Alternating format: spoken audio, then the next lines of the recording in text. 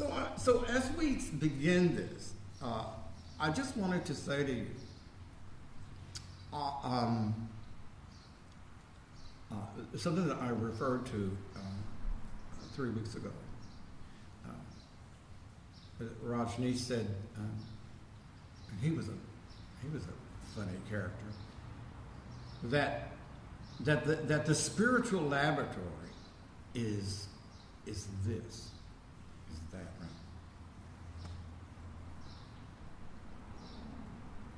Rosa Maria is the spiritual laboratory. It's inside. And so if you go to a laboratory, and there's got to be some blueprint for whatever the scientific experiment is, and there is absolutely no question that the Eightfold Path, which is the Fourth Noble Truth, the word is marga, which means path. The Eightfold Path has to be the most complete and the most brilliant blueprint that has ever been written. I mean, we've never come close. Christianity has, and Judaism have the Ten Commandments, which is wonderful, and that's right conduct. It's one step in the Eightfold Path. As I've said, I mean, I think right thought, that covers cognitive behavioral therapy in America today. Really, right thought is about, controlling your thinking. That's one step. It's astounding.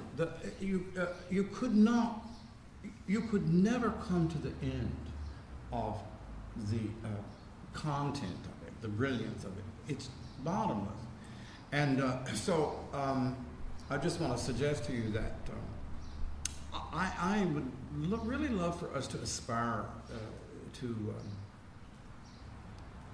really get this time, so that that you are going to be able to not list them as a like as a rote sort of thing. Oh yeah, but really understand the brilliance and the completeness of it.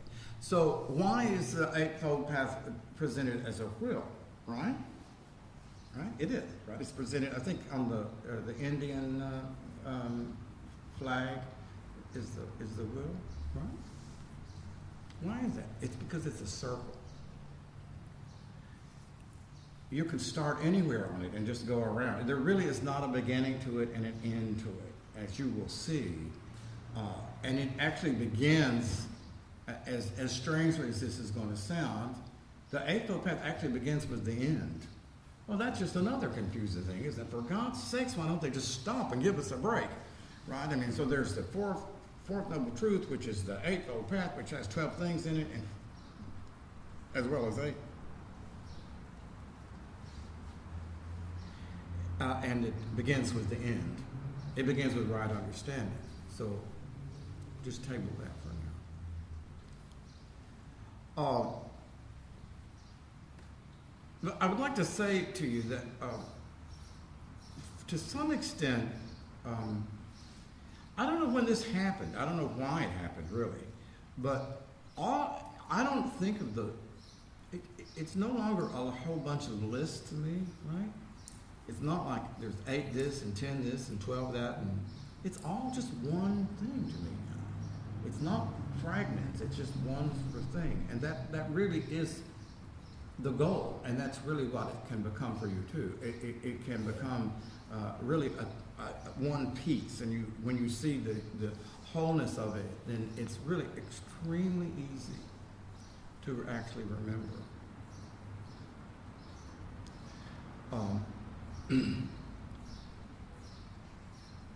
So the first thing to remember is that, well, I want to say one more thing before I say the first thing. I'm going to say the 10th thing to remember. The 10th thing to remember has 14 things in it, divided by 2, but it's a mess, isn't it? I wanted to say that one more thing about the Eightfold Path that is really just amazing. It's not linear. And that kind of is why it's hard for us. because it's like, in a way, probably the most wonderful and brilliant linear spiritual blueprint is Patanjali's yoga aphorisms. Basically the spine of yoga, which was written by Patanjali. No one quite knows when, but sometime around the 1st century. But it's absolutely elegant and brilliant and linear. It starts with moral practice, yamas and niyamas. It goes to asanas, the physical practice, goes to pranayama, and then it goes essentially step by step to meditation. So, and I think that it's quite easy to remember because it's linear. So I just wanted to suggest again that business of the circle, that the Eightfold Path is not linear. It just is not. And so that when you get it, it's really quite wonderful when it's kind of internalized. But until it's internalized, it's a little bit difficult to hold on to. So wherever you start on it, you're going to be, so here we go. Wherever you start on the Eightfold Path, on the wheel, on the circle, you're going to be in one of 3 divisions, okay? You can divide the circle into 3. That's another number. Lord. Can you remember that one? He's good with numbers. You can divide it into 3. Doesn't matter where you start. You're in one of the 3 divisions of the Eightfold Path. So what are the 3 divisions? Every religion has these 3 divisions.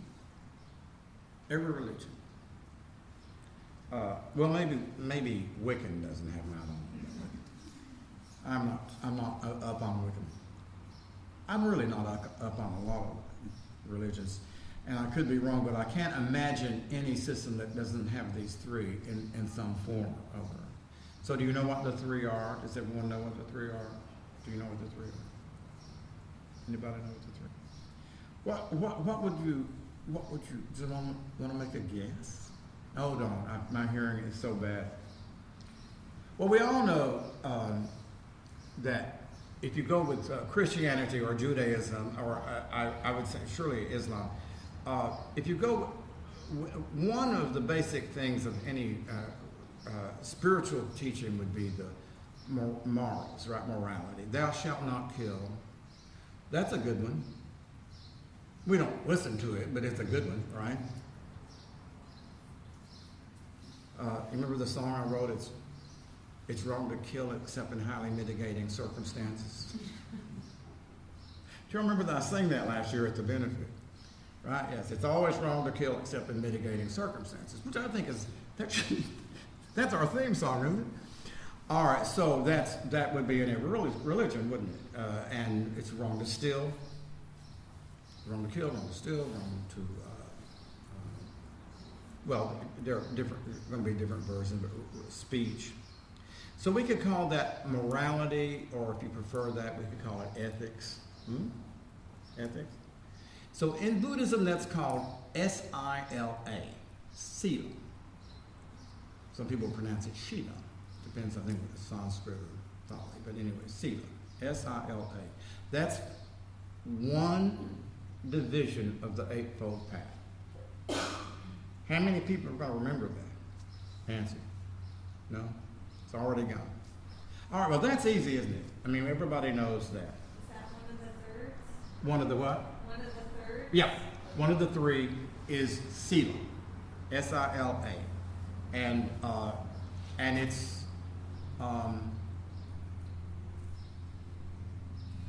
Jane is going to talk about that 2 weeks from now. I can't wait. I don't know what the hell she's going to say. All right, so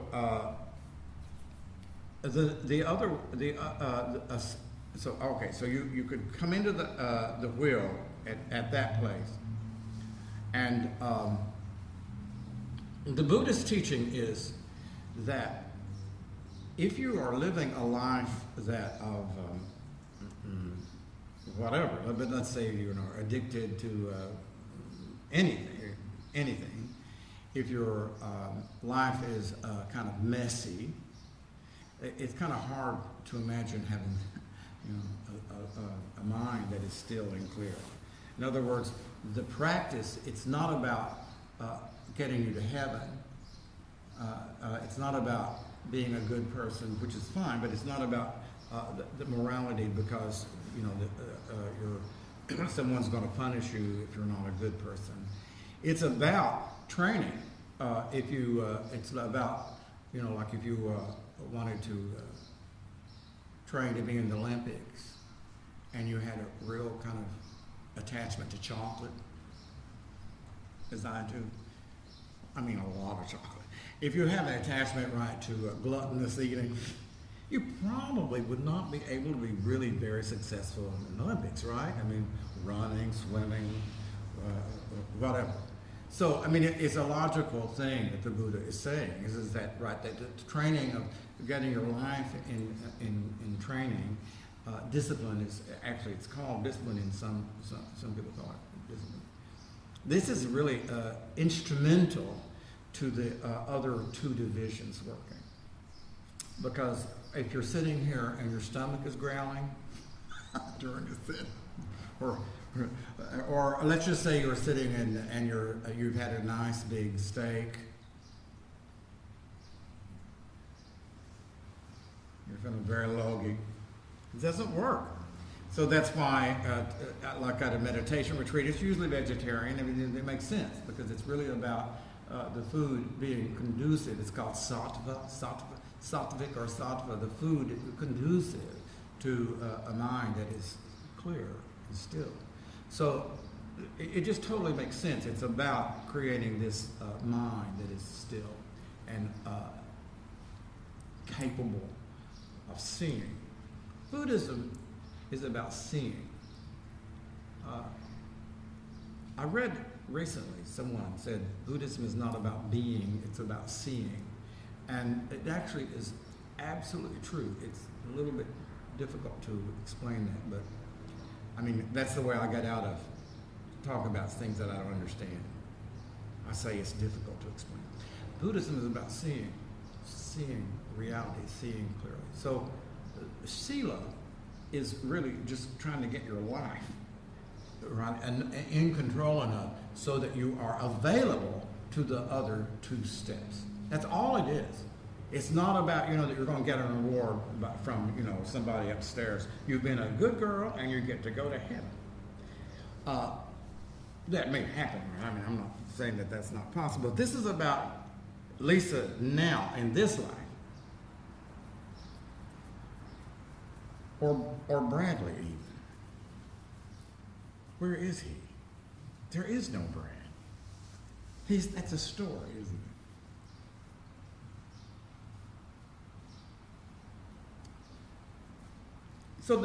So I'm just going really in a linear way, which is fine.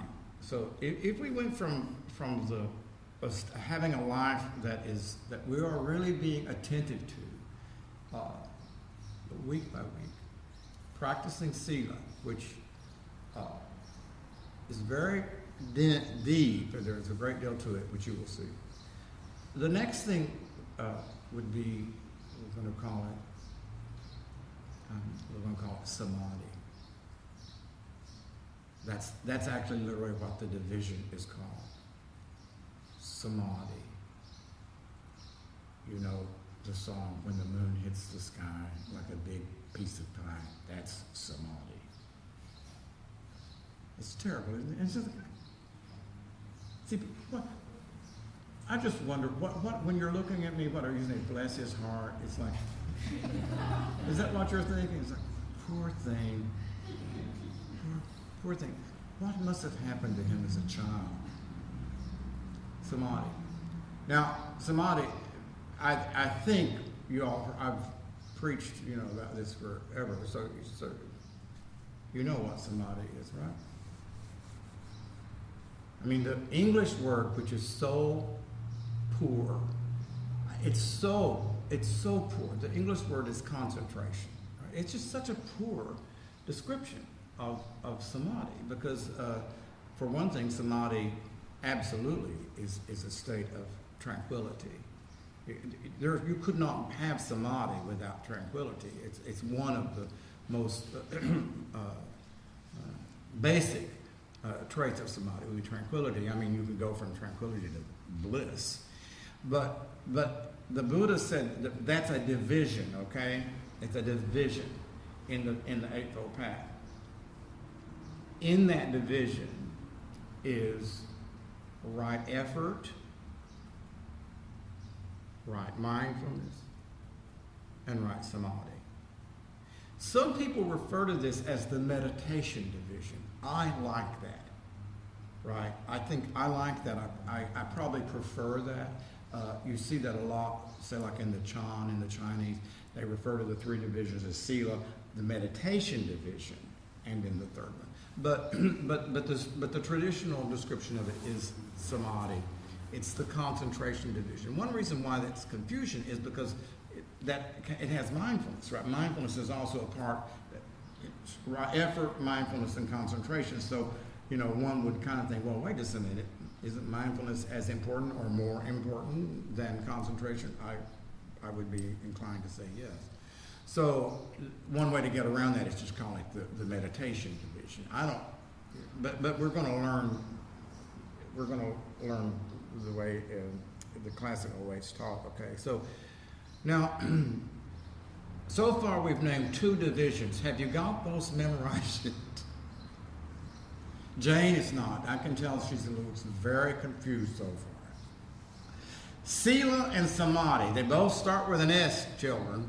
That should be a clue right there. So you think, well, there's two S's. Let's see. Sila, right conduct, and samadhi, right concentration. Okay? And so if I ask you how important is right effort, mindfulness, and concentration to meditation, right? Hello. It's what we're doing. It's what we do here. So, in a sense, that's the most clearly, that division of the Eightfold Path is really what we do when we're sitting. More what we do. Right? So are we all together here? So then there's only one more. And the other one is, so the Buddha said, you can have a great deal of mindfulness. I'm just making this up, but he might have said it. He should have said it. I don't know why he didn't say it. Because his name is Siddhartha. Okay, so he said, you can have all the mindfulness in the world, you can have all the concentration in the world, you can have all the right effort in the world, and you can have just a fabulous right conduct and morality. But really, it won't free your mind of greed, hatred, and delusion.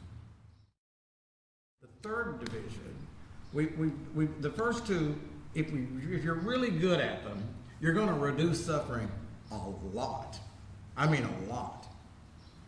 But the Buddha said you ain't going to end suffering.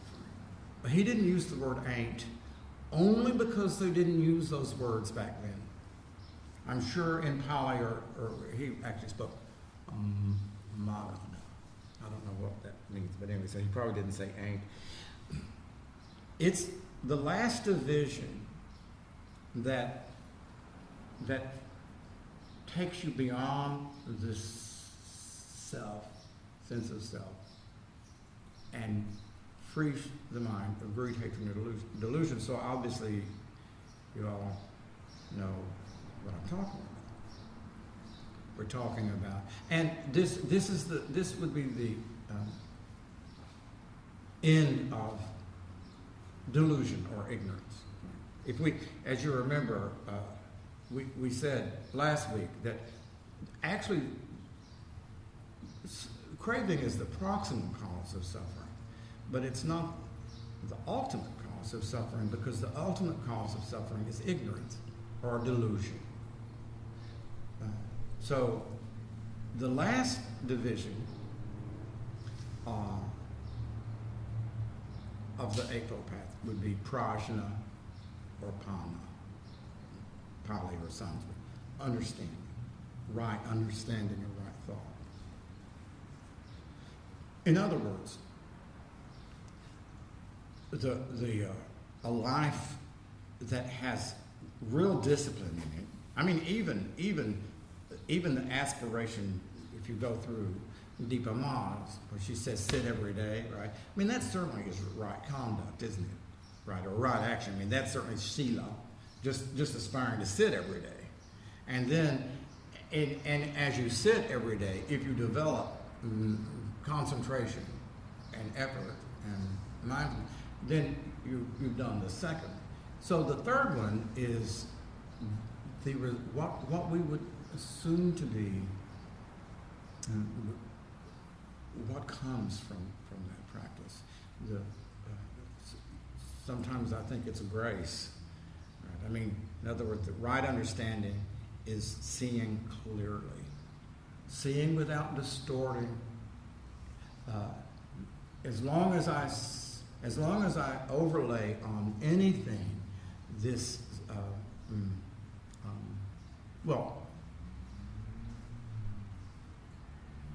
delusion of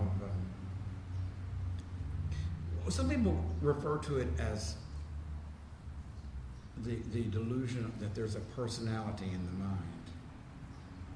That's a mind that is not empty. That's a mind that has this story. She said, right, free the mind. The mind is full of stories. Deepa Ma said, free the mind. The mind is full of stories. If the mind is not full of stories, that's a mind that has achieved right understanding.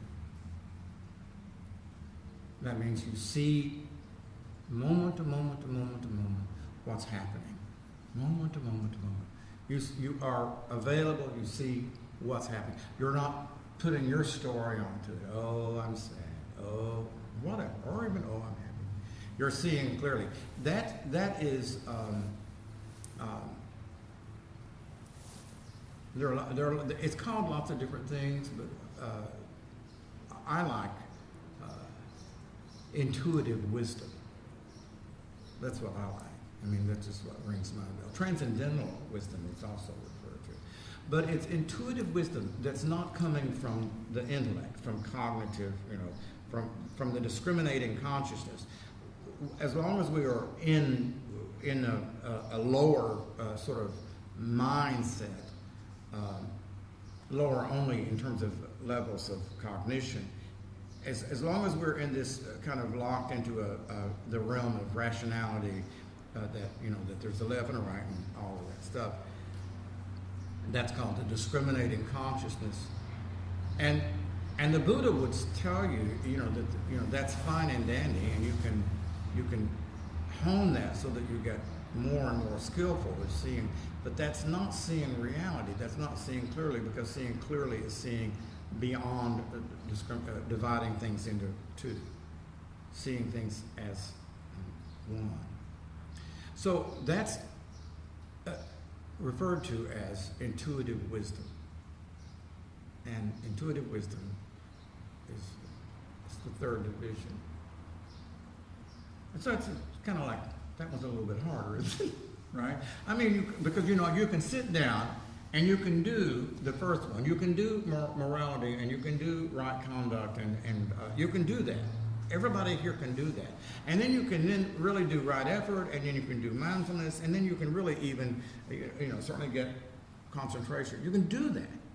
But now, how are you going to do wisdom?